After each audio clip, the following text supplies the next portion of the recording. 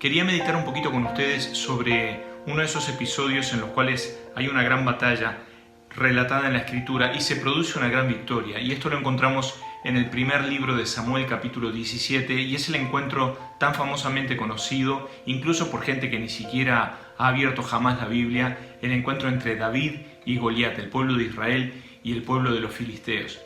Pero antes de ver algunos detalles con respecto a esta victoria, quería resaltar algunas cosas, que ese momento cumbre en el cual David enfrenta a Goliat es el momento cumbre de otros pasos escalonados que se vienen dando desde antes. Una victoria se tiene que construir paso a paso, escalón tras escalón. Entonces cada uno de esos peldaños nos acerca más a lo que es una cumbre o a obtener una gran victoria. Y en estos mensajes quisiera mencionar algunas cositas de lo previo. Quizás no tanto, no nos va a dar el tiempo de llegar a ver precisamente lo que es el encuentro entre David y Goliat, pero sí ver algunas cosas previas. Y quería partir por el hecho de que uno no obtiene victorias meramente por el hecho de tener la expectativa de que este año va a ser glorioso. Muchas veces escuchamos ese refrán, lo pasado pisado, año nuevo, vida nueva, y cosas por el estilo que son muy positivas, y está bien pensar en la oportunidad de un cambio, pero estas cosas no suceden como un dar vuelta a una hoja. No es apenas dar vuelta a una hoja, porque la próxima hoja puede tener las mismas cosas que se escribieron en la hoja anterior. Pasamos de año, pero si pasamos de año y mis compañeros de clase ya no son los mismos, y la maestra sigue siendo la misma, y todos los carteles de la clase siguen siendo los mismos, entonces la mala noticia seguramente es que estoy repitiendo el año.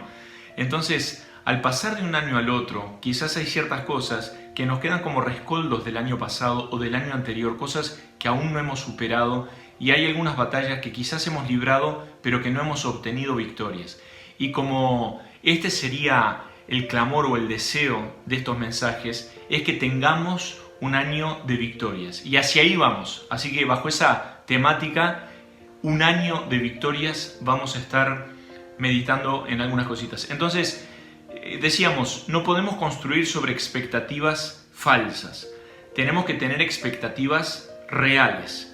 Y dentro de esas expectativas que son reales, una de ellas, y la primera que quisiera mencionar, es la que se encuentra en Juan capítulo 16, versículo 33. Es un pasaje muy conocido.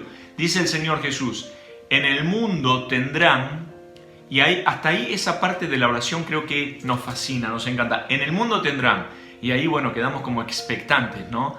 ¿Qué es lo que tendremos en el mundo? Tendremos felicidad, en el mundo tendremos diversión, tendremos fiestas, tendremos prosperidad, tendremos salud.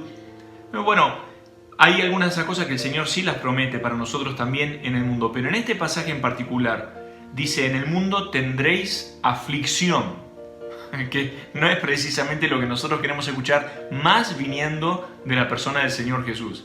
Pero Él dijo así: en el mundo tendremos aflicción, pero confíen, confiad, yo he vencido al mundo. Así que como primera expectativa real para poder construir una casa sobre un cimiento real y anticipando cosas reales que vamos a enfrentar, tenemos que tener esta perspectiva. Vamos a tener problemas. El año 2020 trajo su cuota de problemas. Este 2021 también traerá su cuota de problemas. Algunos los podemos anticipar, los podemos esperar, y otros van a surgir a veces como que parece que salieron de abajo de las baldosas. No tenemos idea cómo surgió esto, pero ahí van a estar. Así que vamos a tener problemas. Después dice, otra expectativa real que podemos tener es lo que dice en Romanos capítulo 8, versículo 31, que si lo tienen, por favor, les invito a que lo lean. Romanos 8, 31 dice: si pues Dios es con nosotros, ¿quién contra nosotros? Así que acá tenemos otra expectativa real. Estoy leyendo aquí en Romanos 8, 31, como decía. ¿Qué pues diremos a esto? Si Dios es por nosotros, ¿quién contra nosotros? Y acá encontramos este sí condicional tan significativo. Quiere decir que si esto es una opción, puede existir la opción de que Dios no esté con nosotros. Existe la opción de que Dios esté contra nosotros. Y no es por voluntad de Dios, porque Dios nunca quiso estar contra nosotros. Dios nos creó para que tuviéramos comunión con Él. Así fue al principio, así fue con Adán y Eva, para que Dios estuviera con nosotros, para que caminara con nosotros, para que hablara con nosotros, para que tuviera una amistad con nosotros. Pero como nosotros lamentablemente tomamos malas decisiones, entonces eso es lo que alejó ni más ni menos que a Dios mismo. En vez de creer en la mano poderosa de Dios, decidimos creer en la lengua larga de la serpiente. Y finalmente entonces terminamos arruinando muchas cosas. Arruinamos, evidentemente, la santidad de Dios, no la podemos tocar porque eso es inmutable. Dios es santo, 3 veces santo, no lo vamos a corromper nosotros. Pero cuando nosotros tomamos malas decisiones, echamos a perder otras cosas. Echamos a perder nuestra paz, echamos a perder nuestra felicidad, nuestro gozo, echamos a perder nuestras relaciones interpersonales, echamos a perder el hecho de tomar por caminos correctos y terminamos muchas veces metidos en oscuridades llenas de situaciones muy ingratas en las cuales no vemos ni siquiera la luz como para poder salir. Ahora, Dios, que nos ha visto alejarnos de Él y que no tenía responsabilidad ninguna hacia nosotros, porque fue nuestra responsabilidad tomar malas decisiones, en su amor, si hay algo más grande que nuestra capacidad de echar a perder las cosas, es la capacidad de Dios de restaurarlas. Y no les restaura así nomás en un chasquido de dedos. Dios paga el precio para que algo se restaure. A veces nosotros se nos rompe algo y bien quisiéramos que fuera un cablecito rojo o que se quedó sin batería, pero a veces los problemas son más serios. Y en el caso nuestro el problema era bien serio y no se arreglaba solamente con cambiar la pila o con hacer un ajuste menor, sino que nuestro arreglo costaba ni más ni menos que la vida del Señor Jesús. Y sabiendo ese alto costo, Dios estuvo dispuesto a enviar a su Hijo, y Jesucristo estuvo dispuesto a decir, heme aquí, envíame a mí. Y Jesucristo estuvo dispuesto a tomar ese cáliz de amargura y decir a Dios en oración honesta y desgarradora, dijo, Padre, si es posible, pase de mí esta copa, pero no se haga mi voluntad, sino la tuya. Un padre entregando a su Hijo y un Hijo dispuesto a morir para pagar el precio de que nosotros pudiéramos volver al camino, volver a la luz, volver a tomar algunas decisiones buenas y volver a contar a Dios con nosotros. Entonces, habiendo hecho Dios todas esas cosas, lo que nos resta a nosotros por hacer es aceptar a Jesucristo, en el caso que alguien no lo haya hecho aún de los que están escuchando este mensaje. En el caso que alguien no haya aceptado a Jesucristo, entonces nos resta aceptarlo como nuestro Señor, como nuestro Salvador, a través de una oración sencilla, a través de ponernos delante de Él y decirle, Señor, yo sé que soy pecador, soy una persona que me he alejado, quisiera culpar a otros, pero la verdad es que todo termina siempre en mí mismo y confieso mis pecados y vengo a ti para pedirte que me perdones y te agradezco por Jesús, a quien acepto como mi Salvador. Y a partir de ahí, no es que terminó todo, sino que al contrario, comienza todo. La historia recién empieza y empezamos a vivir una historia de la mano de Dios, tratando de revertir y de desatar y de deshacer las obras que el diablo durante mucho tiempo ha hecho en nuestra vida, con nuestra mente, llenándola de vicios, de formas de pensar incorrectas, etc. Entonces, si hemos aceptado a Jesucristo como Salvador, esta es una expectativa bien real que podemos tener, que Dios es con nosotros. Y el versículo 37 de este mismo capítulo 8 de Romanos dice que, lo estoy encontrando ahora. Ahora, en todas estas cosas somos más que vencedores por medio de aquel que nos amó. Así que, fíjense, para hacer un raconte un poquito anterior de lo que estaba diciendo, primero dice que Dios es con nosotros, ¿quién será contra nosotros? Y después describe un montón de cosas que pueden surgir y que van a surgir, pero después como remate, como conclusión, dice, antes en todas estas cosas somos no meramente vencedores, sino más que vencedores por medio de aquel que nos amó. Así que esta también es una expectativa real que podemos tener, que podemos ser más que vencedores. Pero por eso vamos a ver cómo es que se construye esta victoria y qué cosas nos pueden llevar a conquistar montañas espirituales y a obtener verdaderos logros en la fe.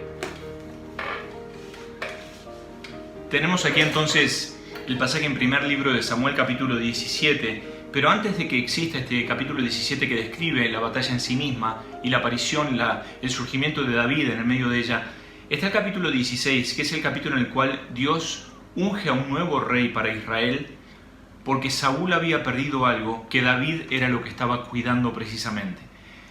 Antes de poder subir y acceder a otras batallas y a nuevas victorias espirituales, hay un ingrediente que es muy importante, que es cuidar nuestra esencia como personas que buscan a Dios y como personas que buscan agradar a Dios. Dios estaba buscando una persona para que pudiera ser el sucesor de Saúl.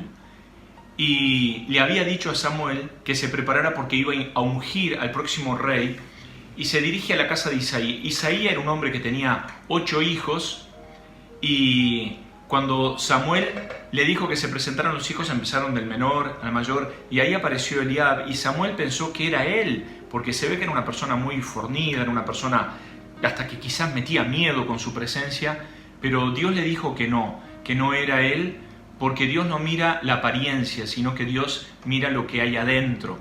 Entonces pasan 7 hijos, y parece que nadie tenía en cuenta realmente a David, porque Samuel, que era una persona con profundas convicciones de Dios, sabía que tenía una palabra de Dios, que era que iba a ungir al futuro rey de Israel, ahí, de uno de los hijos de Isaí.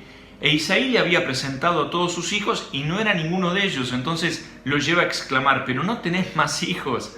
Entonces Samuel dice: sí, el menor que está cuidando las ovejas en el campo, vayan a traerlo. Entonces ahí aparece David, y ese era el que Dios había observado. Otros quizás no lo habían tenido en cuenta, pero Dios sí, porque Dios lo que tuvo en cuenta no fue tanto qué armadura usaba, cuál era la marca de la onda que él tenía, sino que Dios miraba lo que había en su corazón. Y esta es una de las cosas que me parece que es fundamental que nosotros cuidemos, porque está al alcance de todos nosotros, y de hecho es uno de esos escalones principales que tenemos que cuidar. Nuestra esencia, el hecho de que somos hijos de Dios, y que como hijos de Dios tenemos que andar de una forma tal que agrade a nuestro Dios, y poder buscar la comunión con Él cada día, y poder gozarnos en Él cada día, y hablar con Él y permitir que Él también nos hable a diario. David era una persona que lo hacía esto, lo tenía en su esencia.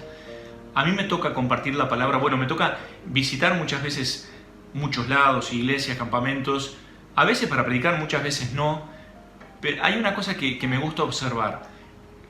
Los momentos de canto, por ejemplo, que están muy bien, están bien dirigidos, está bien tocada la música, y eso me gusta, me agrada, pero hay una cosa que me sorprende un poco más y que me cautiva un poco más, y son esos momentos fuera de programa, donde una persona toma una guitarra o un cajón peruano, un silbato, lo que fuera, no depende del instrumento, sino que depende del corazón, y alguien se junta con otro que tienen ese mismo imán, ese mismo atractivo para comenzar a alabar. Puede que lo hagan por practicar, por querer practicar una canción, etc., pero no es a eso a lo que me refiero. Me refiero cuando se reúnen 2 o 3 o 4 o se arma un grupo ahí para alabar a Dios, y se nota que lo están haciendo porque está en su esencia. No lo están haciendo porque es el momento de cantar. Sí, el momento de cantar lo tenemos, está en la reunión y también cantan, pero fuera de ese momento buscan a Dios y lo alaban, y sale en forma espontánea. Y sale en forma espontánea allí, en el campamento, en un rincón de la iglesia, en algún lugar. Sale en forma espontánea porque lo hacen en forma espontánea en su casa. En su casa lo hacen, lo tienen como disciplina, lo buscan. Buscan a Dios. A veces vivimos en lugares donde no tenemos una oficina o una cierta privacidad. Yo tuve que esperar muchos años para tener un lugar muy privado. Pero antes de eso era la azotea, era el baño, era el subsuelo, era algún rincón donde uno puede encontrar que ahí está disfrutando a Dios, a solas con Dios. Y eso se empieza a desarrollar. Ese hecho de que empezamos a disfrutar la comunión con Dios, y que como comenzamos a imitar su esencia y permitimos que Dios nos permee con su palabra y nos vaya llenando más y más del Espíritu, y el fruto del Espíritu, que es amor, gozo, paz, paciencia, benignidad, bondad, fe, mansedumbre y templanza. Esas cosas como que uno empieza a notar que van creciendo en uno y que se va haciendo en forma natural. No es de primera, nadie toca un instrumento bien de primera. Al principio hay mucha incomodidad, va contra la naturaleza, porque nuestra naturaleza no era de acercarnos a Dios, sino que era todo lo contrario, nos habíamos alejado a propósito de Dios, ex profeso. Pero ahora que comenzamos a acercarnos a Dios, comenzamos a hacer algo que no es muy natural, pero que poco a poco se empieza a tornar más natural y es más parte de la esencia. Algunas de nuestras hijas están ahora aprendiendo a nadar un poco.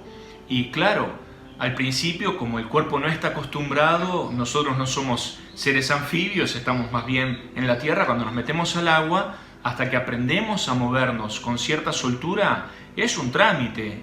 Los brazos parece que tuvieron unos yunques allí. Así empiezan, y empiezan en una forma que no es nada ortodoxa, ¿verdad? Es todo muy desincronizado, tragan agua, no se sienten bien, etc. Pero en la medida que van pasando las horas, el entrenamiento, que van pasando los días, que van pasando las semanas, los meses, entonces aquel que se hundía en el agua como si fuera un yunque, ahora se tira al agua y hay un desplazamiento más natural, hay algo que ya es más parte de la esencia. Y eso es lo que Dios quiere que se logre en nosotros, que se note, cuando alguien se mete en una piscina, se nota la cantidad de tiempo que ha pasado previamente en el agua y se nota la cantidad de tiempo previo que ha pasado aprendiendo a nadar. Cuando nosotros nos presentamos delante de Dios, cuando nosotros estamos en la vida, en lo que es la comunión eclesiástica, también se nota cuál es la esencia nuestra, con qué entusiasmo hacemos algo. A David le salía, no es porque alguien le pidiera que compusiera, no es porque tenía una obligación de componer para que se pudiera cantar en el tabernáculo, no tenía obligación ninguna, él lo hacía porque lo disfrutaba, porque estaba en su esencia. Y eso, hermanos, es algo fundamental que nosotros tendríamos que cuidar, porque eso es lo que es una llave, es una de las primeras llaves que nos lleva a poder obtener victorias. Es muy importante, es lo que Saúl perdió su esencia con Dios. Los momentos en los cuales David obtuvo algunas derrotas fue precisamente esos momentos en los cuales perdía su esencia. Miren, tiene mucho que ver la esencia nuestra con la guía de Dios. Cuando nosotros estamos en comunión con Dios, sabemos distinguir su voz. El Señor Jesús dijo: mis ovejas oyen mi voz y me siguen. Y hay veces en la vida que los caminos se bifurcan. Y cuando los caminos se bifurcan, no podemos entender que es la voluntad de Dios que estemos en los dos lados, porque Dios es omnipresente, pero nosotros no. Quiere decir que nosotros o estamos donde Dios quiere que estemos o estamos en otro lado. Y tenemos que tener esa sensibilidad de Dios, saber que es Dios el que nos está guiando y el que nos dice es por acá. Y cuando Dios nos está guiando, entonces es un placer disfrutar naturalmente esa esencia y esa comunión con Dios. Hay veces que se abren muchas puertas y algunas precisamente son buenas, pero no todo lo bueno es de Dios. Tenemos que entender cuál es realmente la voz y la guía de Dios para nosotros. David en algún momento, momentos de mucha opresión, entendió que la voz de Dios no, entendió que lo mejor era irse con los filisteos. Y se fue con los filisteos, pero ahí nos damos cuenta nosotros que experimentó derrotas y que su esencia empezaba a cambiar. David en el pueblo de Dios, siendo perseguido por Saúl, y Saúl lo perseguía realmente para matarlo, para deshacerse de él. Mientras Saúl lo perseguía en Israel y él huía, nos enorgullece ver las reacciones que él tenía.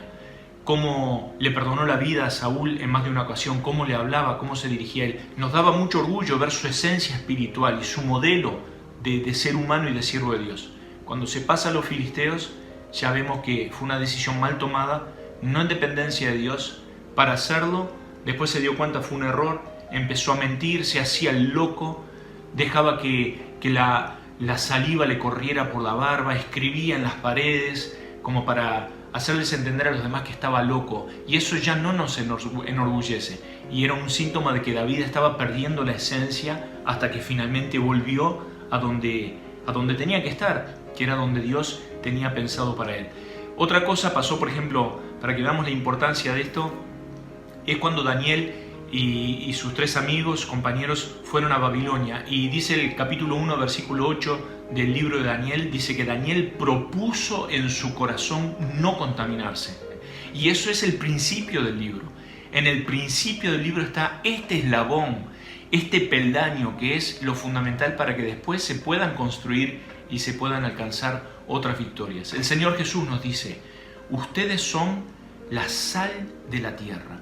La sal de la tierra no puede perder su sabor, no puede perder su esencia. Si pierde su esencia, entonces ya no sirve, pierde su sentido.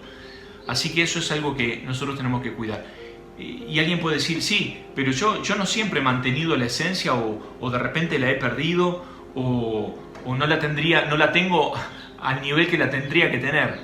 Y estamos en el reino de Dios y en el reino de Dios hay buenas noticias. La buena noticia es que nosotros tenemos toda una vida para seguir a Dios y ser cada vez más semejantes a Él. Esto no es una cosa que se alcanza de un minuto para el otro y aunque tuviéramos 50 vidas, nunca estaríamos a la altura y a la perfección que Dios se merece. Así que cada día podemos seguir creciendo, cada día podemos ser menos nosotros y permitir que más se manifieste la presencia de Dios. Tiene que haber un acto deliberado de nuestra parte para que así sea.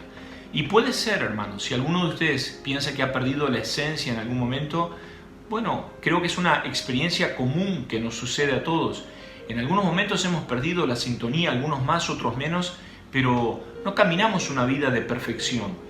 Y algunas veces nos puede pasar como David, nos puede pasar como algunos otros paladines, como verdaderos ejemplos y modelos de fe, que quizás en algún momento hemos tomado una mala decisión porque no hemos consultado a Dios.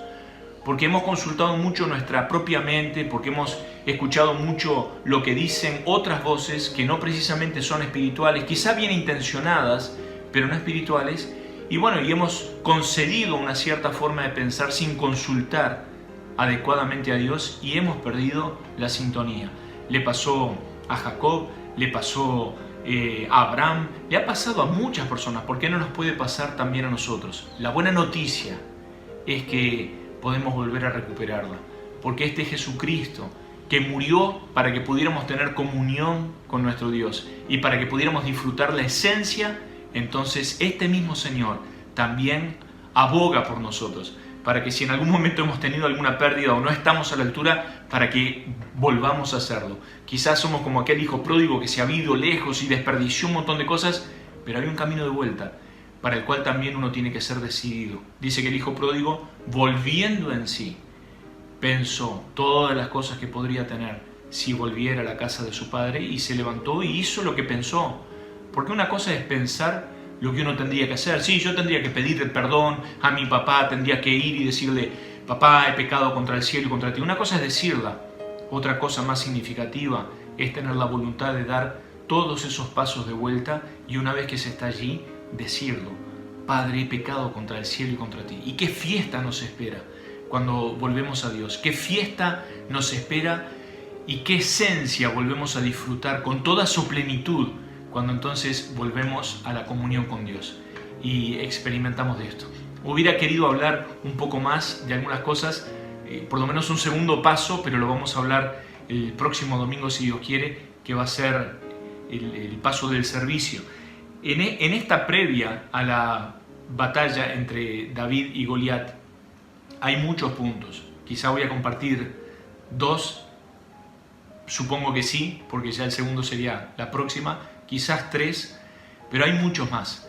Y son estos puntos que nosotros tenemos que estar trabajando en ellos, permitiendo que Dios nos moldee y poniendo de nosotros esa voluntad para que haya más de Cristo en nosotros y menos de nosotros mismos. De esa forma, aunque para el mundo seamos perdedores, aunque para el mundo lo nuestro sea una pérdida, a la luz de la eternidad es una eterna ganancia. ¿De qué sirve ganar todo el mundo y perder el alma? ¿De qué sirve tener el aplauso del mundo y que Dios nos mire con una cara no precisamente de contentamiento? Tenemos que pensar nuestra vida, nuestras decisiones a la luz de la eternidad. Sembrar a la luz de la palabra de Dios. Sí podemos elegir lo que sembramos, ¿sí? Lo que sembramos lo podemos elegir, pero no podemos elegir lo que vamos a cosechar luego de que hayamos hecho esa siembra. Por eso es que en esa siembra que estamos haciendo cada día, cada semana, debemos tener esta comunión con el Señor, esta esencia que disfruta la presencia del Señor, que escucha su voz, para que entonces vayamos a los lugares correctos, tomemos las decisiones correctas y nuestra sal realmente dé sabor, evite que las cosas se pudran, dé sed espiritual a otros y también permita que nosotros vivamos una vida absolutamente de bendición.